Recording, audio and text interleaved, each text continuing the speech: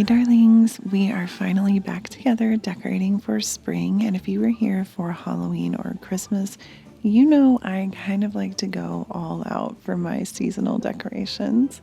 And this season I decided to do Alice in Wonderland, so I'm going to be starting with the Queen of Hearts, and I used a ton of like leftover Valentine's Day stuff as well as got some things on sale. Didn't have to buy too much, thankfully, but I wanted to start with really cute scroll work and lots of red hearts and reusing my Cog Wall from Christmas, but I am planning on doing videos on White Rabbit as well as like general flower gardens, so it'll kind of fit with Easter and general spring themes, so I'm super excited. I also had these macaroon erasers that I got a couple of years ago, and they are so perfect for this. So I ended up using those along with this flower butterfly, reminded me of the bread and butterflies candles. I really liked that. And then in the beginning of Alice in Wonderland, when she's sitting there, my favorite are the swans that are hand painted in the background. So I wanted to make sure to use a lot of my swans, as well as, of course, have a little Queen of Hearts photo herself. She needed her moment. And then I ended up using, like I said, some of the Valentine's Day stuff because Queen of Hearts Valentine's Day is just super perfect. But in the next video, I will be putting a lot of this stuff away and getting it ready for more general spring vibes. But I love that cup that I got a couple of years ago. It's like the perfect red heart, as well as the bird. I have these little mini bottles that remind me of the drink me moments from Alice in Wonderland. And I had these cute little heart dishes, as well as a little baby pink one, and more bottles and more macaroons and just all the different things. And of course, we have to have an unbirthday party moment, and there's actually going to be more unbirthday party at the end as well.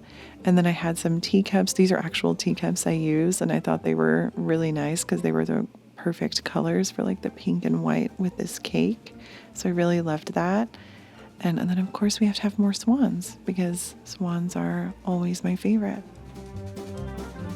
So once I finished that, I had to start decorating with cards because that's most iconic visual from the movie, in my opinion. And this was very easy. I just used pipe cleaners and taped it onto the back of each of these cards. And that was more to give me some flexibility too, because everything in Alice in Wonderland is a little bit topsy-turvy. It looks like it's going to fall over. So I wanted things to look a little bit more chaotic than normal. And I ended up being able to attach multiple pipe cleaners and then attach them to the wall. And I thought this was really nice because it gives it this illusion of floating or falling. Then I also had these giant ones. So I got this pack off of Amazon. It was really reasonable, and I'll try to find it and link it down below.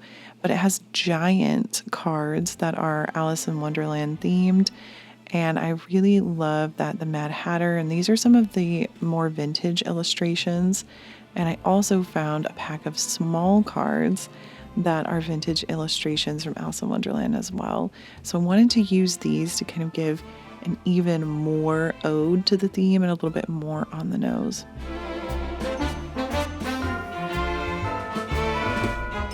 And for how easy this was, I was super impressed with how it came out. Just tape, pipe cleaners, and then the cards and putting everything on there. So I really loved that.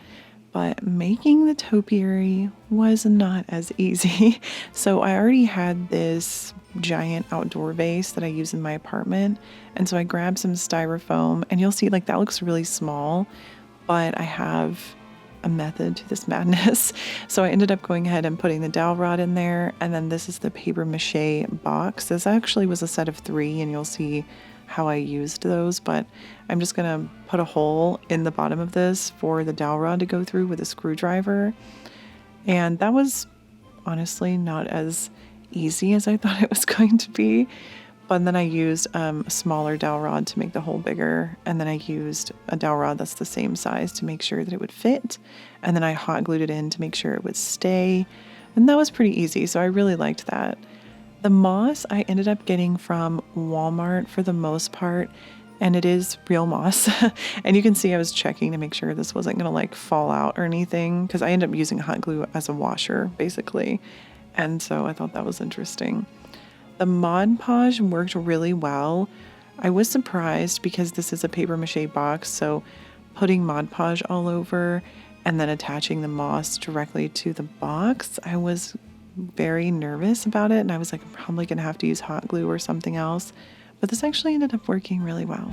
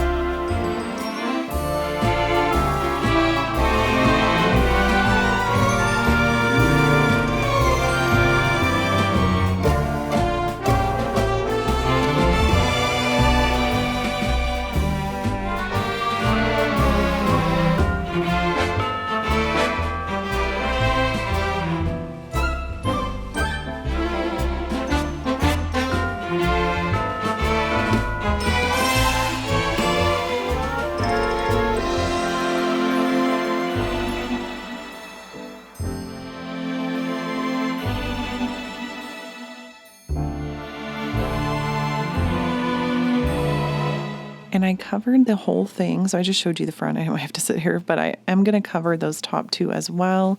And you can see I did the whole 3D thing. For this, I ended up using that vase just to kind of show you what it would look like in a smaller vase. But this, I drilled a hole in the middle dowel rod and put a zip tie through the top of this other box. I should have done this before I put the moss on, which is why the other two are not covered yet, because I realized that the moss would go everywhere if they were not attached already. And I wanted it to, again, have that topsy-turvy look that they have. And the best part of this is that the flowers look identical to the ones in the movie, and they are from the dollar store, which was crazy.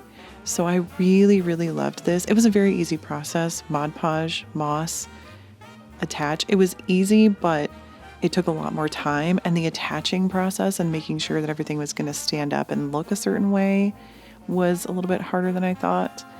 Oh, and those little hearts are actually toothpicks for like a charcuterie board. So I ended up just sticking those in there. So then it was time to finish up the Unbirthday party. So I had this cookie jar from last year, and I had a ton of candies and more little macaroon erasers. So I wanted to have like a little moment. So that way whenever because I have an open floor plan apartment. So when you turn, I wanted you to be able to see Alice in Wonderland in each section. So that ended up working really well.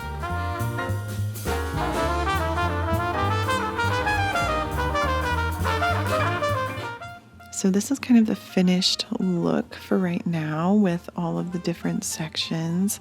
And I really enjoyed this, and I'm really excited to add on to a theme instead of taking the whole thing down like I usually do.